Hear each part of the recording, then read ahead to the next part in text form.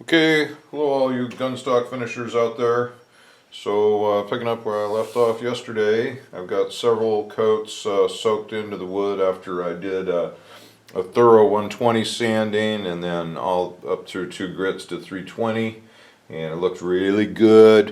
One trick that I didn't mention early on in the sanding process, like I was yesterday, is to rub it down with a paper towel. That will help remove, well, I blow it out with compressed air and then rub it down with a paper towel. That'll help remove the dust that might be in sanding scratches, preventing you from seeing those sanding scratches. And then when you really got it as good as you can, or you run out of time for the day, because ultimately you got to get some oil in there like every day so it's curing overnight. Otherwise you lose a whole nother day. So, you know, if mama calls for dinner and you weren't really quite finished sanding, just whatever, give it a wipe down and give it a soaking of oil so that you're good till the next day. So anyway, I thought it was all done, and then once you get a few coats of oil in it, then you can tell all the stuff you were missing. And you probably can't see in the video, but there's some verticals, just a few sanding scratches left over here from 80 grit shaping. There's a section here, I don't know how I managed to miss that, of looks like 120 scratches. And that's pretty much it. I'm going to give it a once over with 320 after I address these few areas. And I'm sure there's going to be other areas that show up later. But pretty much that's all I'm going to do today. Just hit these two areas. I already got started sanding on this, and then I remembered about all you people. So I'm just going to do a little bit more of this here with 320 is what I'm working on. I actually seem to be out of 220, which would be handy to use right now. Using too fine a grit just means you have to use twice as much material and take twice as long. But oh well, this was not very deep, and it looks like this is taking care of it. Another thing I like for you to consider is when you sand out an area of some scratches and they have disappeared, you've sanded them out, they're gone, keep sanding a little bit, because you may have sanded down to where there's just the tiniest bit of, I call it a scratch remnant, left behind that you won't see until several more coatings of oil later. So when you sand out a scratch, an area of scratches, just keep going on it for a few more minutes, even after you can't see it anymore. Because I guarantee you, if you don't do that, you'll be hitting it again later anyway. So another thing, once we got several coatings of oil in it like we do now, you can start hosing it off. Instead of air blow and paper towel wipe, dry paper towel early on. And you don't want to hose off the raw wood or wood with only a couple coats of oil, because the water will get into the pores, and while that itself isn't an issue, it'll dry weird, it'll leave weird marks and streaks, mineral deposits in the water maybe percolating out or drying at different rates, or interacting with chemistry of the wood. I don't know what it is, but you'll get these weird things going on, and then you're like, dang, I gotta go back to sanding. But once there's a fair amount of oil in the wood, you can start hosing it off, and then, so I will do that here in a little bit, and when it's wet, you'll be able to see scratches that you're going to see had you oiled it, and it can be a way to save a little bit of time.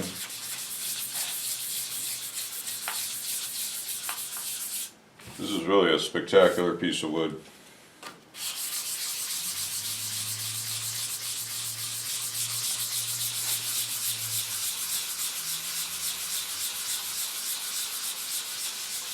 This is 320 I'm working with.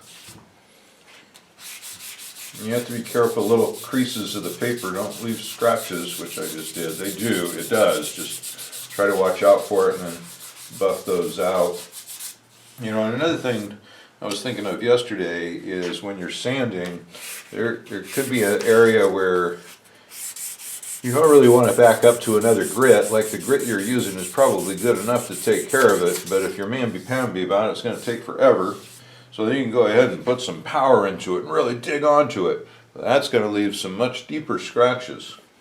So if you do that in a spot, then hit that same spot with a faster speed, lighter pressure to remove those deeper sanding scratches.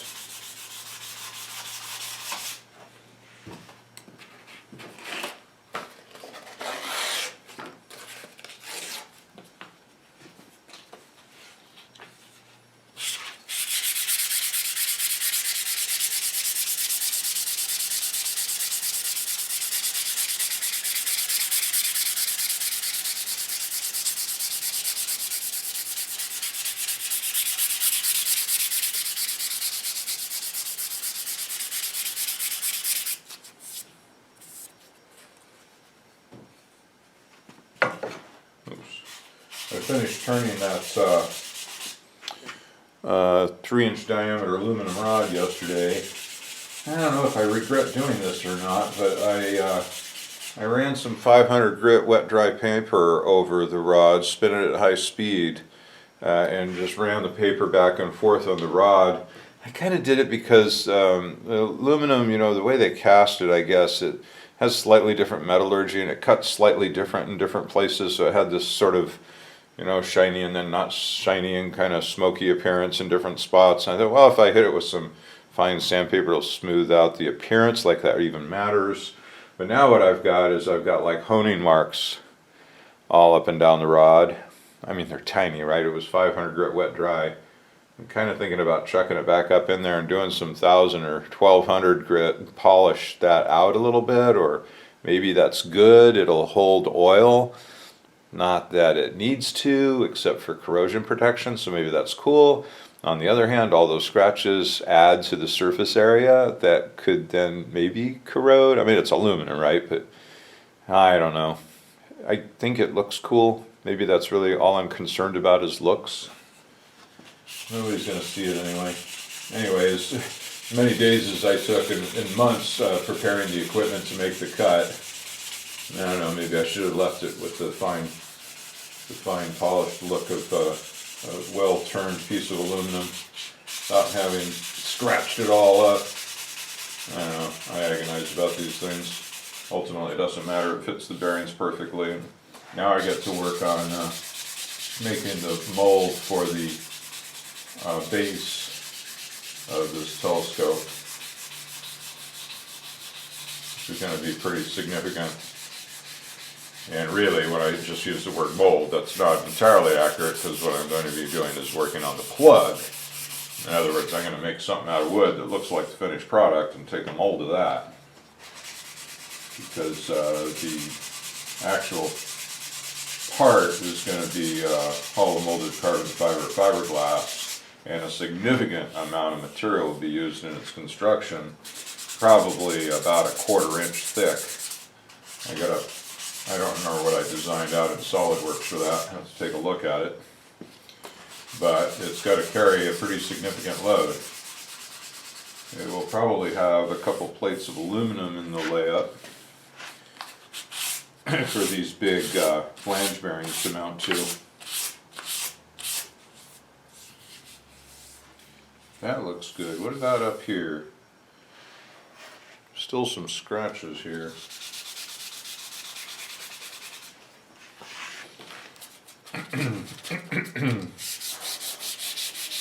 You'll probably go through $50 worth of sandpaper finishing a stock, and I recommend accept the cost. Don't use a wore out piece of sandpaper trying to save on the sandpaper. All it's going to do is add hours and hours and give you carpal tunnel syndrome from so much sanding.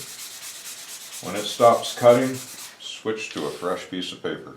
Or clean it, you know, I mean, you get some extended life out of it, especially the coarser grits, by cleaning it with a wire brush.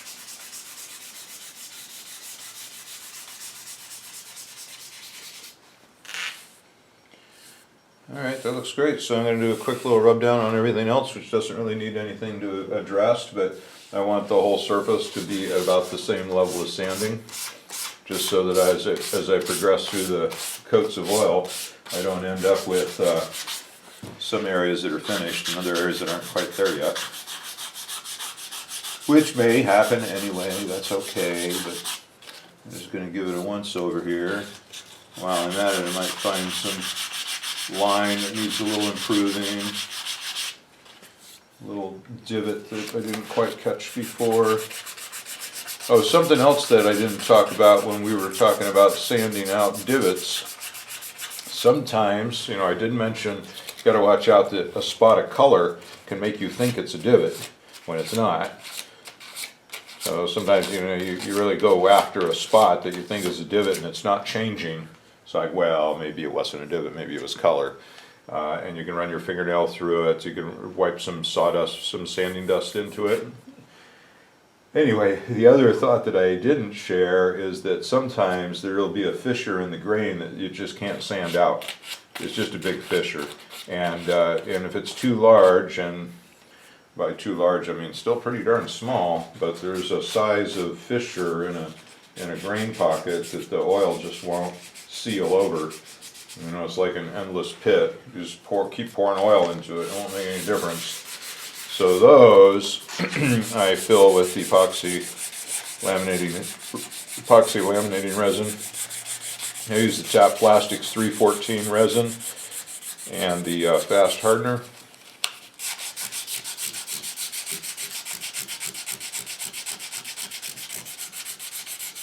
It's the same stuff I use for glass bedding. Of course, when you glass bed, you're mixing in thickeners. You lose a little chip of wood. I did lose a little chip on this one, and I was able to retrieve it and glue it back in. It's just such a tiny piece. It actually went back in absolutely perfectly.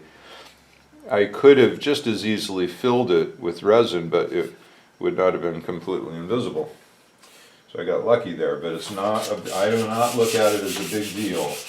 If you lose a little chip of wood somewhere, or even a bigger one, and have to do an epoxy fill, it just is what it is. You know, you're going to throw away a $1,500 piece of exotic walnut because it lost a little chip of wood or has a couple little fissures in it? No. I assure you, when people see your gun from the 3 feet away or even arm's length holding it, they're going to be overawed by its gem-like quality and its striking beauty, and the eye will not notice any of those little fills or things that seem so big in your attention when they occurred. They just disappear.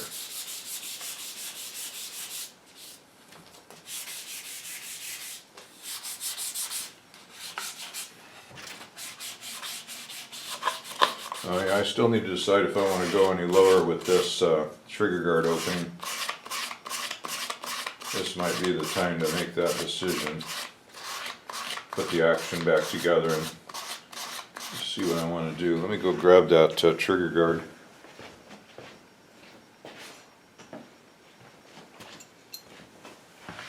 And let's just get an eyeball here. Gee, that's awfully close. Oh, it's really... Well, it's really very close. I don't think we need to have the wood actually go down and and be perfectly in alignment with the edge of that metal. You don't want the metal proud. Having it recessed, I think, is fine. And I think for now I'm gonna just leave it like this. And then the little point of the wood here doesn't quite reach the trigger guard on both sides. It's just a little bit of extra wood.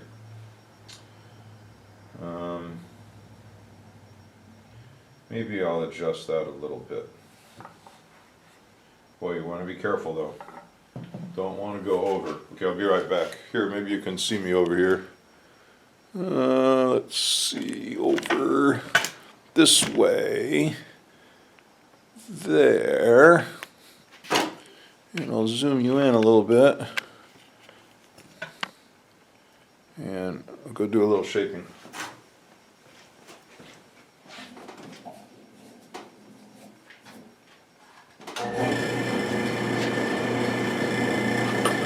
Wire brush.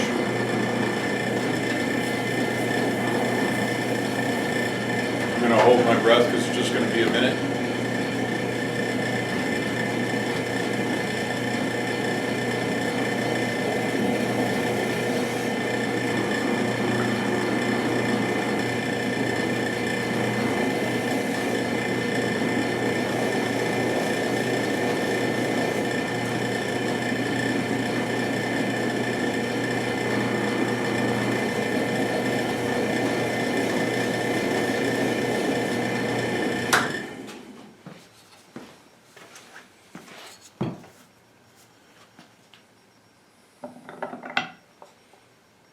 It was a very light, judicious application, and I could go another little touch.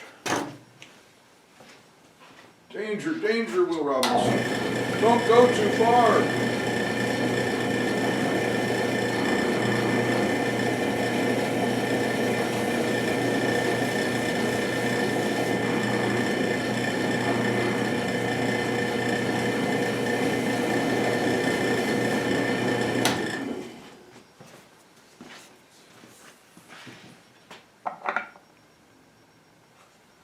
Nice, nice. We're not like in perfect contact with the edge of the metal, but that's very close. And I'm chicken to go much more. I think we're gonna just leave her there, at least for now. Maybe next time I might hit it again, but looks good to me.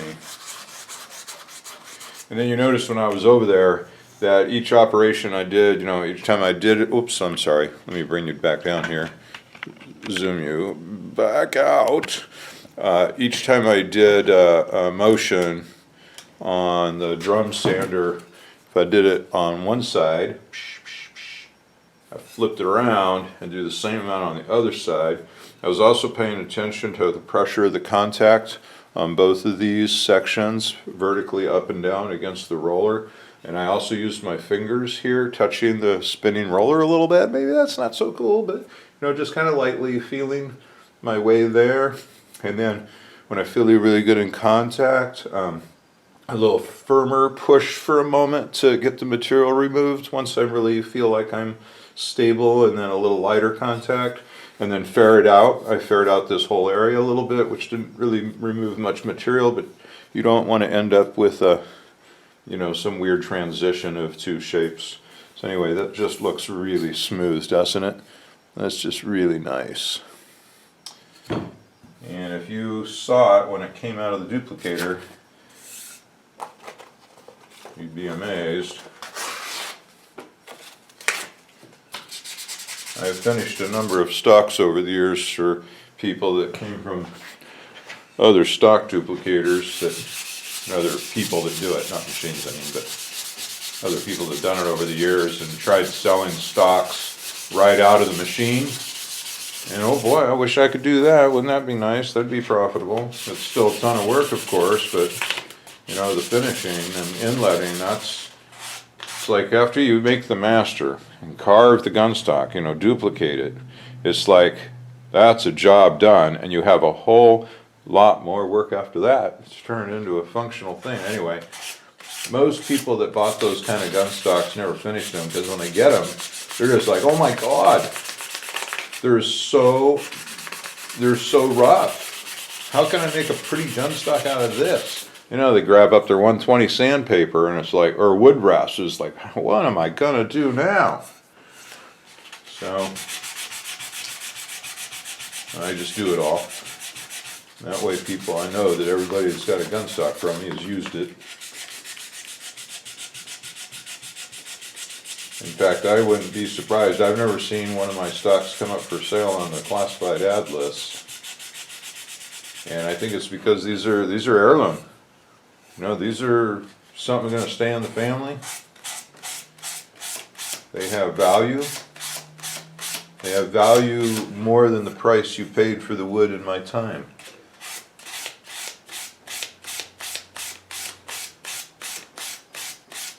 which, hello, is severely underpaid. And I look forward to improving that by doing work in the firearms space. They're easier than most air gun stocks, and they command a much higher price. Can you see me? Am I standing in your way? Alright, I'm almost done. Yay, spent most of yesterday sanding this. Hours and hours.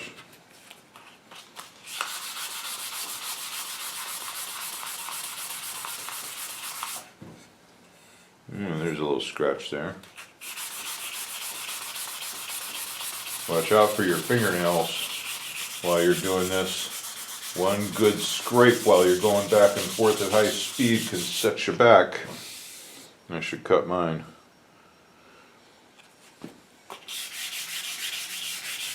Alright, so next I'm going to take it outside, I'm going to hose it off, I'm going to inspect it in whatever little light there is out there. It's a rainy day. And hit any more spots that I see and get some more oil on it. And this is just the funnest part of making a gun stock, because it looks all matte and brown and nasty now, and it's like, oh my god, dude, just 10 minutes ago it was looking like a finished gun stock, like I'd have taken that and shot it. Well, now I do this to it, and look at it now, it's a mess. But I assure you, one coat of oil and it's going to look better than it did before. And just to watch the wood as it goes through this transition of looking great, sanding it down, looking horrible, looking better than it did with oil, and then sanding it down and looking horrible, and then oiling and looking even better until it's just got this glow of like a mineral or a gem. It's a very satisfying thing. It's really... Well, I enjoy doing the clay work of making the masters. I think that's my favorite thing, but this is also just so rewarding to do. And the other thing is I know nobody that will do this. You know, if I send them a stock, and I mean, most of the commercial stock makers, well, not just commercial, I mean, all the commercial ones for sure that come on a gun, unless they're painted in some kind of thick varnish, that sucks, but if it's got oil, they're going to be totally open pores. And nobody ever finishes finishing them. And I see stocks like that, and they'll have color and figure like crazy, hiding because it hasn't been finished yet. And people don't recognize it. You know, I can see it, I can read the wood because I have the experience at it. But people think, oh, I got a beautiful piece of wood, I'd hate to sand it down. And be like, man, you're missing out. That wood has more to share.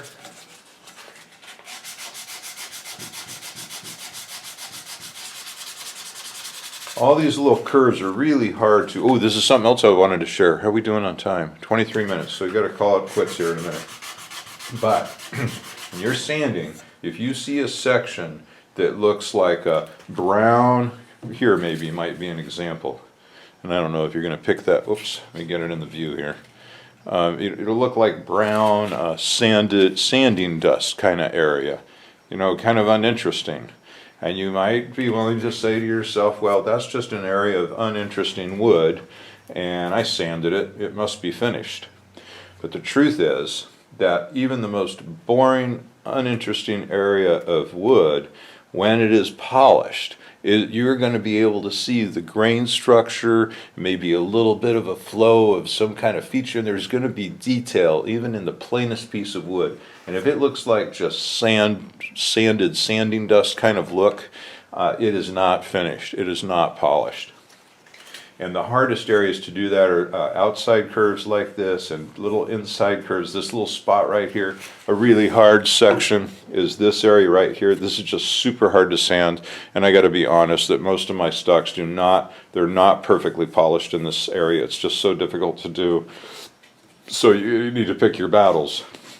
But in short, if you're sanding on an area and it looks like just blah sanding dust colored area, it's not polished yet.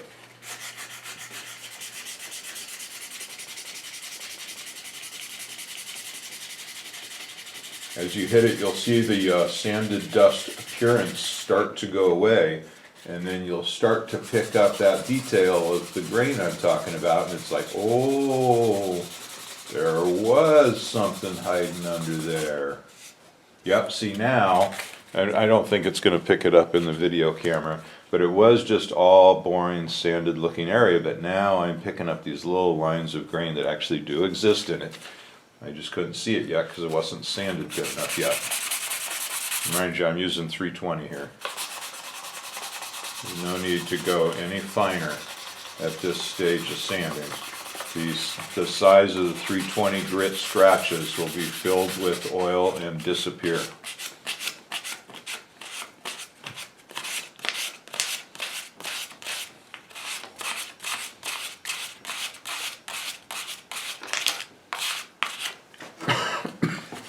Yes, I should be wearing my respirator, but I'm talking to you all.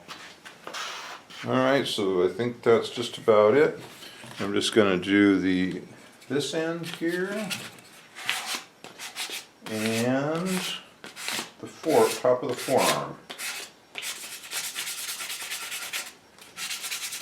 It certainly features like this though that we want to have really well polished. Yeah, I don't know if you're going to see. So here maybe, can you see there's, let me zoom this in. I don't know, oh, this is very difficult to do. Here you can see some feature of grain. It's picking up what that looks like there. It's running through here, but see how this is just all blah? Just looks, I don't know if, I hope you can see it. Just looks like blah. Well, that's because this area needs to be sanded and polished until this whole section shows that grain detail really nicely. And then when this is finished, this end is going to pop with that exposed color and figure, and not just be some blah overly finished brown, which is basically where we're headed right now. Alright, so I'm just going to keep on this for a minute, and then I'm going to hose it off, look for more scratches, dry it off good in the warm room, and then put some oil on it and do 3 or 4 coats before going at it with sandpaper again. So I'm going to say goodbye now, and I'll be back.